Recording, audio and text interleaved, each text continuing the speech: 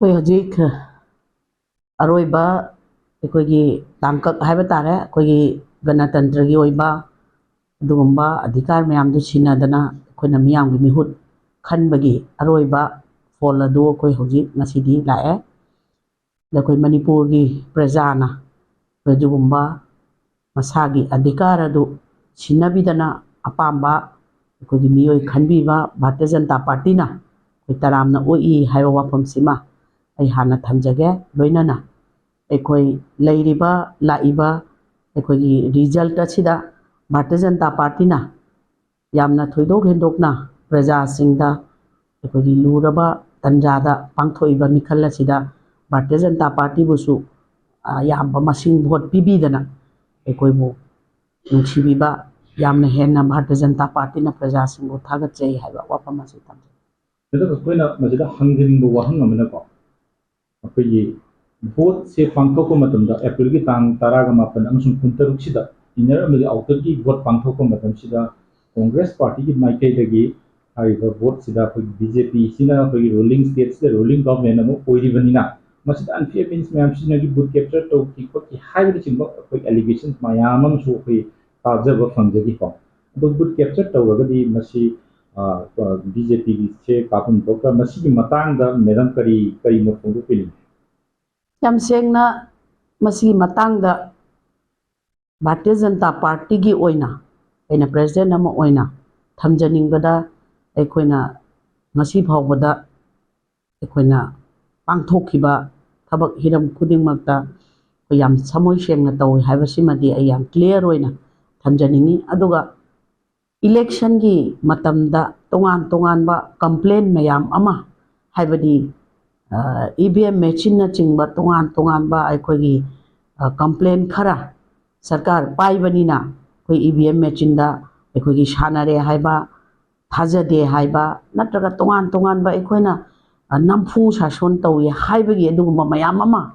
अखोइदा charge तौखिबा मयाम अमा लई Bharatiya Janata party ना सरकार पाइबा मोइना सरकार ना हौजी हौजी अखोइगी चथगिबा इलेक्शन अदुदा सुंबा फोर्स मयाम अमा सिजिन्नदना यामना अनफेयर मीन्स की तोंगान तोंगानबा अखोइगी स्ट्रेटेजी क्या सिजिन्नदना अखोइ तौइ हाइदना कंप्लेन मयाम अमा लई हाइरिबा कंप्लेन सिंग अदुगी येंगुरगदी अखोइ ngasi mai paiba adugumba अखोइगी मिहुट हाइबा तारेने मिहुट अनि असि अखोइ मतौ करम हाइना mai paibano हाइबसिमसु अखोइ थंबा याबा वाफम अमखक ओइ अदुगा अमरोमदना अखोइ कंप्लेन तौखिबा अदुगुम्बा तोंगान तोंगानबा एंगल दगी लाखिबा कंप्लेन सिंग अदो मसाना